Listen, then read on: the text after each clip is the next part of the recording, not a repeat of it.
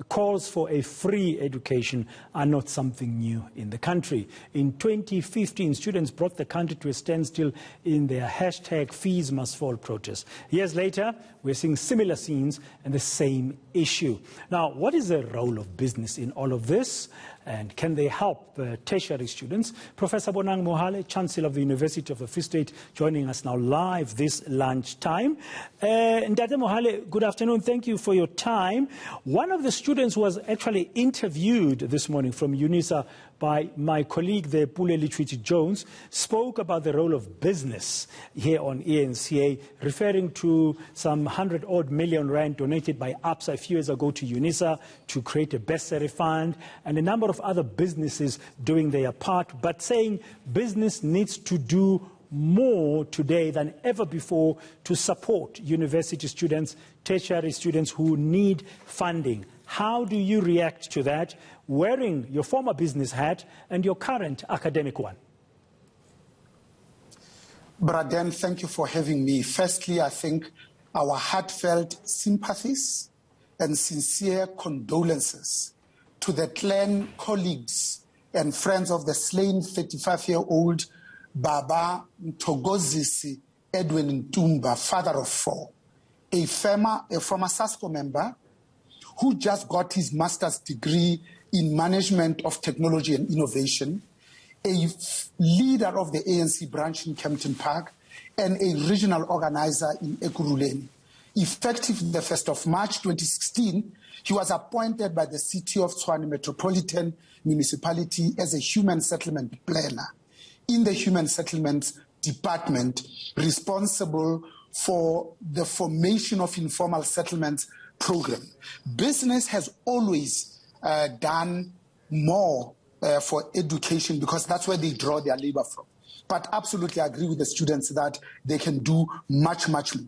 Remember, during the National Education Collaboration Trust, led by Ubaba Sizwe Nxasana, the idea was to take the corporate social investment of all the companies, at least the top 100 listed entities who were members of BLSA at that time, put their money in one pot so that we can have an oversized and outsized impact in education, because education is the shortest ways in which students and indeed society can transcend social classes. Has that happened? Has that NECT thing grown?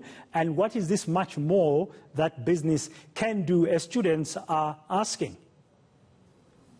In fact, I think, yes, we can do more, because initially we thought, when we were all taken by surprise with the announcement of fee-free higher education, before the actual planning process was completed, at that time we were talking about 50 billion for all the students. But if you looked only at students that have a need described as a combined household income of 600,000 per annum, we're talking about 20 billion. And in fact, the first 3 days of that program, we raised 140 million. We're going to run 7 projects, and I think that's what we've been doing.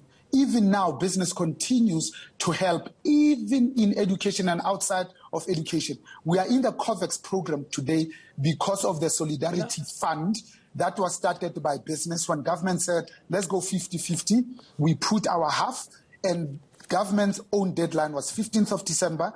They were unable to do that. On the 28th of December, the rest of the 250 million was put in by business. Now, we continue to talk with government. Yeah, Ndate Mohale, sorry to cut in there. We are in the middle of a pandemic, and it's demanding a lot from everybody's pockets, including business. Students are saying, year in and year out, we've been here before, we are sick and tired of this. We need that funding. No student must be stopped from registration, whether they owe money historically, whether currently there's the so-called missing middle, whatever the circumstances, business must do more. I still ask you, what is this more look like? I think we can still do that, because at the moment there's 10 billion rand that is owed by universities, and that's the province of government. There's also a 7 billion shortfall by the Department of Higher Education. So we should have anticipated this. 6 years later, since hashtag everything must fall, every year there's been student protests, especially the first-year students. But also there's been unbelievable disruptions to the academic year at the time that we need it the most. I think we need to do more the same way that we are doing when the president set us a 67% herd immunity in the vaccine rollouts, which is 40 million people, which means we have to do 100,000 per day. It will take us 400 days or 13.3 months. More than 20 days later, we're only just breaching that 100,000 mark. We know the cost there is going to be 20 billion, depending on the time, type, the forex, the dose, but also whether it's imported or made locally. Okay. Even medical aids are saying we'll come to the party because only 16.4% of the population belongs to medical schemes. So their maximum liability is 7 billion. Ndate Mohale, you're using COVID-19 as an example, but my sense, what I'm hearing from you is we need to set a target, a clear target, and people must chip in into meeting that target. Business should step up and do more. It can do more. Thank you very much, Bonang Mohale, for your views and insights this lunchtime.